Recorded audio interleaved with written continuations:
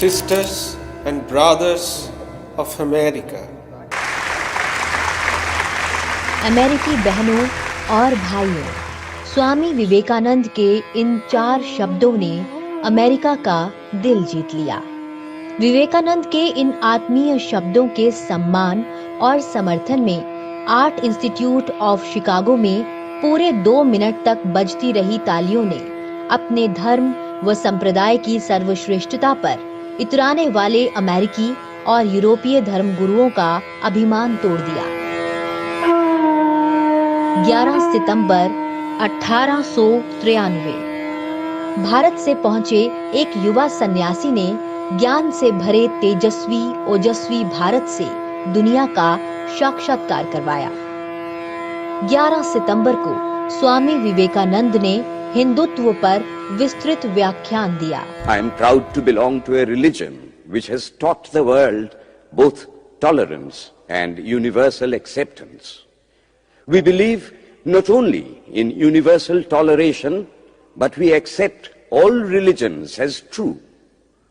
I am proud to belong to a nation which has sheltered the persecuted and the refugees of all religions and all nations of the earth.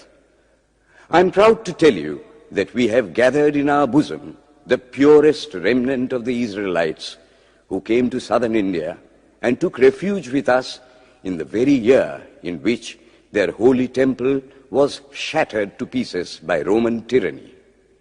I am proud to belong to the religion which has sheltered and is still fostering the remnant of the grand Zoroastrian nation. कम ही लोग जानते हैं कि Chicago महासभा के अलावा स्वामी जी ने अलग-अलग विषयों पर दिए अपने व्याख्यानों से पश्चिम जगत को झकझोर कर रख दिया। 20 सितंबर 1893 अपने भाषण में स्वामी विवेकानंद ने ईसाइयों की आलोचना करते हुए कहा कि आप जितने प्रयास लोगों का धर्म बदलने के लिए करते हो, उतने प्रयास उनका पेट भरने के लिए क्यों नहीं करते हो। उन्होंने बात को आगे बढ़ाते हुए कहा, भारत के पास धर्म का अभाव नहीं है, अभाव रोटी का है। 27 सितंबर को जब सम्मेलन का समापन हुआ तो स्वामी जी ने धार्मिक एकता पर बल देते हुए 2 टूक कहा कि किसी एक धर्म की विजय बाकी सब धर्मों के विनाश से सिद्ध होगी तो ये असंभव है। भारत का एक संत सपूत 125 साल पहले संपूर्ण भारत की आवाज अमेरिका में बुलंद करता है।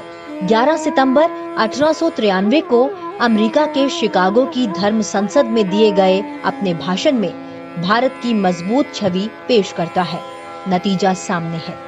अमेरिकी सेंसर के नतीजे बताते हैं कि अमेरिका के 38% लोगों ने भारतीय संस्कृति, अहिंसा और योग में आस्था जाहिर की है।